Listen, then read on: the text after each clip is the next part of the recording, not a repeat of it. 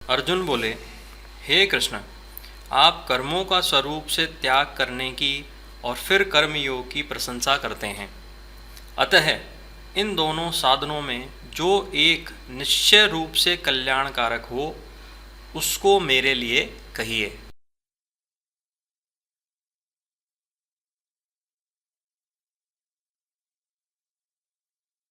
प्रायः श्रोता वक्ता की बात का अर्थ अपने विचार के अनुसार लगा लेता है।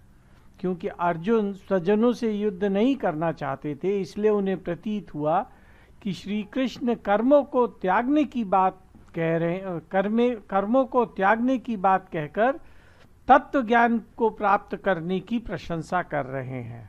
श्री भगवान बोले, सांख्य योग और कर्म योग दोनों ही कल्याण करने वाले हैं, परंतु उन दोनों में भी सांख्य योग से कर्म योग श्रेष्ठ है।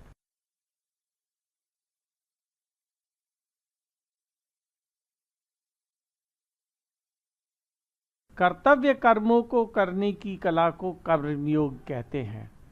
इस कर्मयोग में सभी कर्मों को निष्काम भाव से दूसरों के हित के लिए करने होते हैं।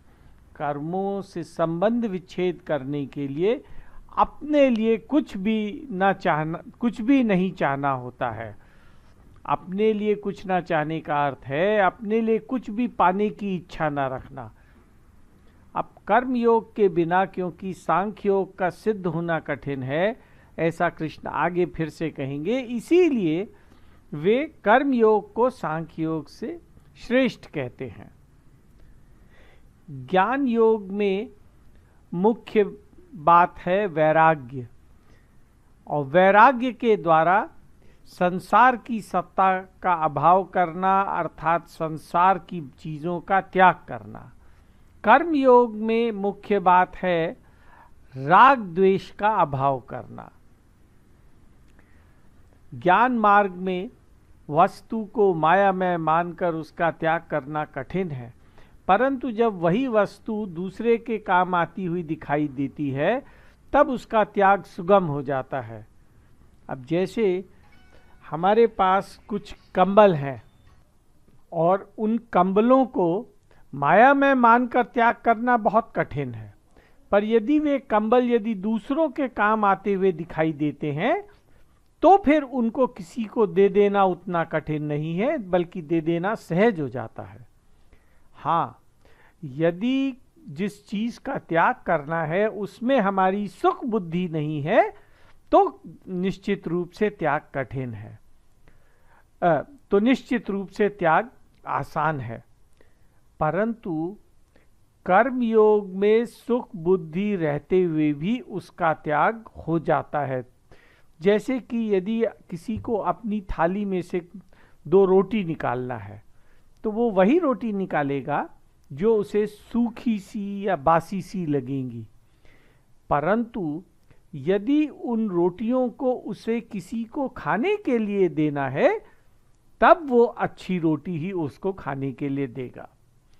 इसलिए कर्मयोग की प्रणाली से राग द्वेष हटाना सुगम है, और कर्मयोग की प्रणाली से राग द्वेष को हटाए बिना सांख्य योग का सिद्ध होना बहुत कठिन है। अब भगवान कर्मयोग को श्रेष्ठ कहने का कारण बताते हैं। हे महाबाहो, जो मनुष्य ना किसी से द्वेष करता है और ना किसी की आकांक्षा करता है, वह कर्मयोगी सदा सन्यासी समझने योग्य है, क्योंकि द्वंद्वों से रहित मनुष्य सुखपूर्वक संसार बंधन से मुक्त हो जाता है।